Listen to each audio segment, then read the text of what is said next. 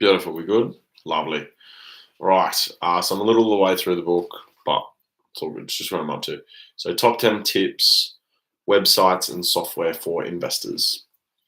I love realestate.tv. This is her channel. Shameless plug. I love realestate.tv is my website where I upload daily and weekly webinars and podcasts with special guest speakers talking all about real estate investing and how to make the most out of your investment dollar. You can learn tons from this website that will help you to become extremely successful at real estate investing. I go through things like tax audits, auctions, motivation and mindset, asset protection, passive income in property, and more. Investor. This is a piece of software that compiles all current relevant property data and gives it to you in an extensive and accurate search engine. I love using this program for any type of research that I need to do. Comparable sales, days on market, average price listing of an area, and much more. Oh, it sounds all right. arcacenter.com.au. This is all Australian based, by the way. Well, there'll be, there's elements of real estate investing and investing in general. Principles flow through country to country. So you still learn something. arcacenter.com.au. This website is owned by the Australian Institute of Architects and provides up-to-date information on all building design, inspection, and advice services costs. Archicenter can be extremely helpful for you when doing constructions. Planningalerts.org.au. I use this site to search for any type of development applications around properties, and they can provide email alerts. It's really simple to use and can tell you crucial information about what is happening in your area simply by typing in your address. Oh, okay, easy. Delicious.com. This website lets you save links and bookmarks and is really useful if your memory isn't what it used to be while searching for properties online. Easy to use and free. Delicious.com. Don't browsers just allow you to do that? I feel like that. Oh, I'll check it out. Smart Draw. This program lets you create graphs, floor plans, charts, mind maps, and much more. Incredibly easy to use and helpful. I use this for any presentations or charts for meetings. Google SketchUp. This is quite popular among those who are tech savvy enough and want to ensure that their plans are crystallized. SketchUp is a CAD program, CAD, that lets you draw up house plans, although I only use this as a rough draft to get my point across to the building designer or architect. homedesigndirectory.com.au. Extremely valuable website with a lot of free, useful information and articles on anything you need to know about home design. It has DIY articles on absolutely everything around the home and is a good source of information. realestate.com.au and domain.com.au. These websites let real estate agents and buyers alike post ads and sales posts of their homes for sale, rent, or lease. They're very extensive and large websites with an abundance of deals for you to find. Both websites also let you search for sold properties in an area, is to research comparable sales or just give you an idea of the market. homepriceguide.com.au. This website lets you access free heat maps to find prices in any given area simply by entering in the address. This website has an extensive search criteria section to choose from. It is worth checking out if you are looking to buy property but need to carry out the research first. Top 10 tips, apps for real estate investors. Gmail. I like to create a Gmail email account specifically for the property with which I'm dealing. If I ever need to email someone about anything with regards to the property, I'll use this email account. Yeah, that's probably clever. Find it saves a lot of time otherwise spent organizing and finding information. I use Gmail specifically as it has very good integration with a lot of other computer programs and other devices, for example, phones and tablets. This also can prove very useful. It's not a bad little idea, actually. Picasa. Hold on.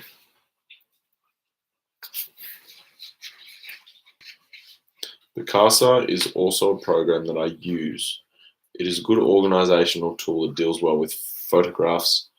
When taking a photo, you can store it in Picasa, which also then records the Google Maps address. Oh, So you can save a collection of photographs that are tagged to a specific address. Picasa is also helpful when keeping track of scanned documents. Commonwealth Bank Property Guide. The Commonwealth Bank Property Guide is an app that can prove extremely useful when looking for comparative sales, researching areas, and general due diligence. It's a phone application that shows last sale prices on properties just by pointing the camera at the house. Oh, wow, that's really good. This application can also give fairly extensive overviews on properties. Note, not popular with real estate agents, especially when they're trying to sell you an area. How interesting. That's a great little one. I like that.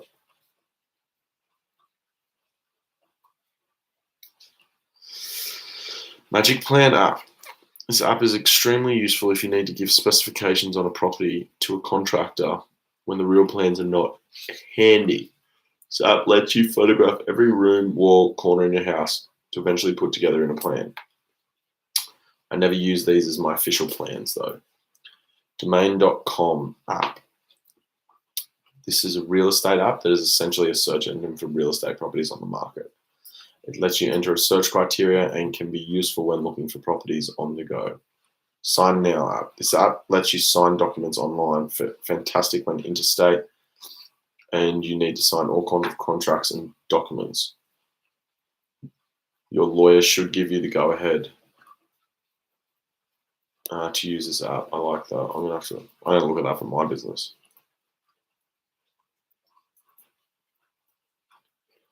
My Measures app.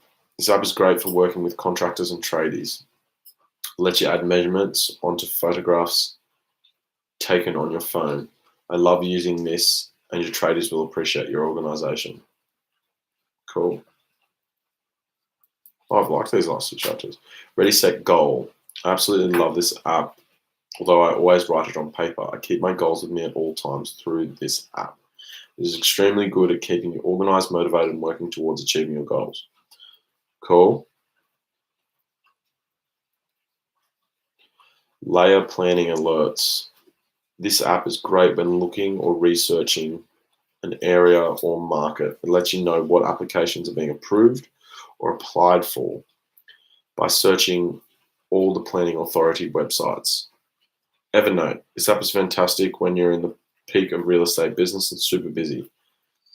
Evernote is an easy-to-use electronic note organizer. This app lets you record meetings, put time notes on them to retrieve info easily, and store photographs to a specified location.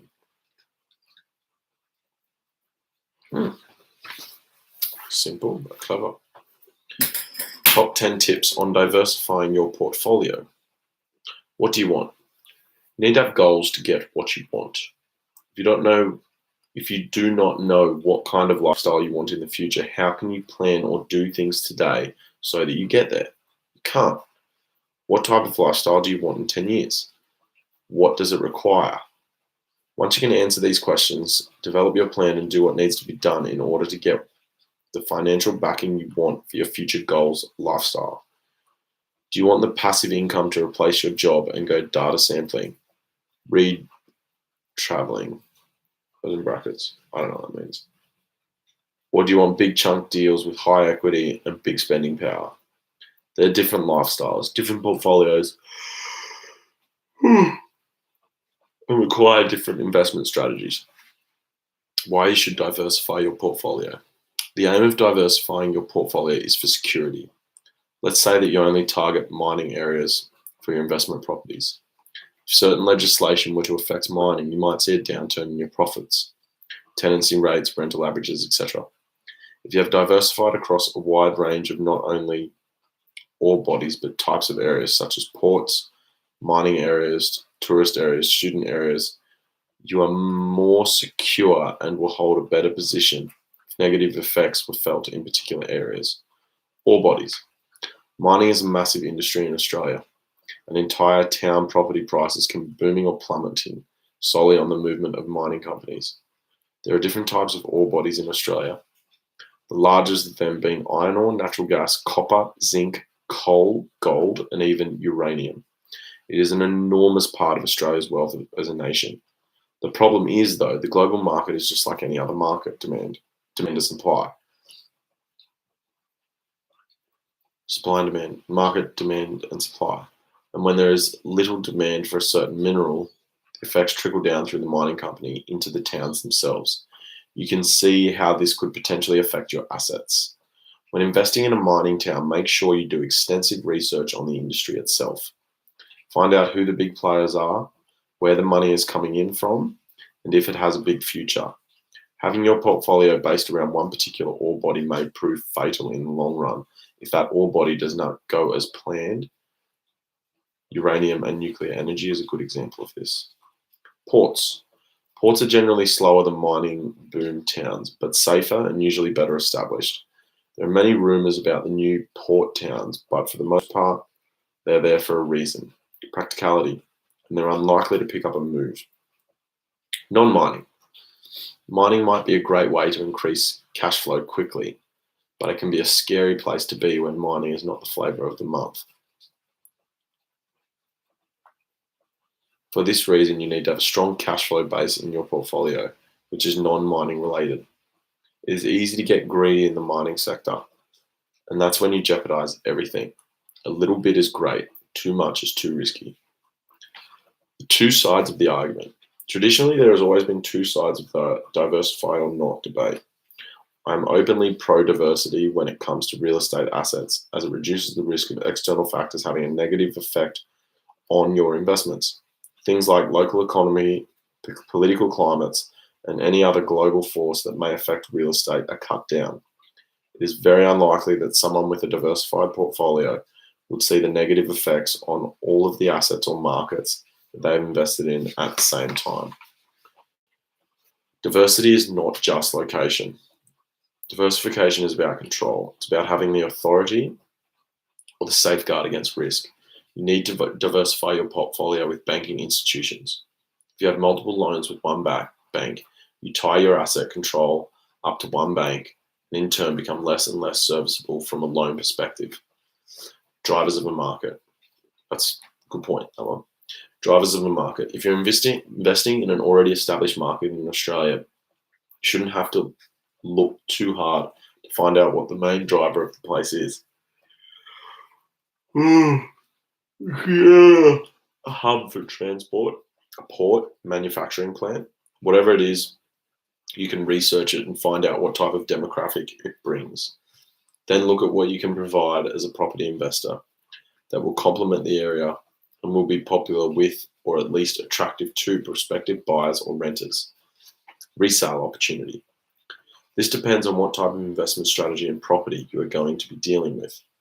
But resale opportunity is something you'll have to look at. If you've picked the correct market, then you should, through your due diligence, be able to select the appropriate strategy, manufactured growth or passive income type deals, so that you are able to either redraw equity out of the property or sell it as a chunk deal. Working with councils. If you're diversifying your investment strategies, you will be working with councils a lot. You can see how progressive and cooperative a council is by looking at the rate of building approvals. It should be done as part of your due diligence, cost-benefit analysis and feasibility study, and it will give you an indication on the cooperativeness of the local council. If you find yourself up against a hard-ass council, there isn't much you can do. Your town planner will again be your friend and source of help and knowledge. They are the ones who will be able to tell you if the council is slow, pro-development, anti-development, anything. They deal with them every day, and you need to make sure you buy them a bottle of wine. When I say town planner, I do not mean the council's town planner. They are there to answer your questions, whereas a private town planner is getting paid to work for you. That is the difference, and you'll be amazed at how much the relationship changes for the better. Communication is key.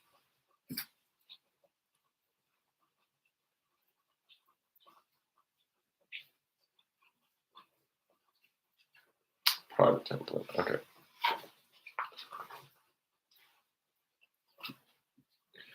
I should do this one. We'll leave it there, 15 minutes. All right, cool. That'll do for now. Hope you enjoyed.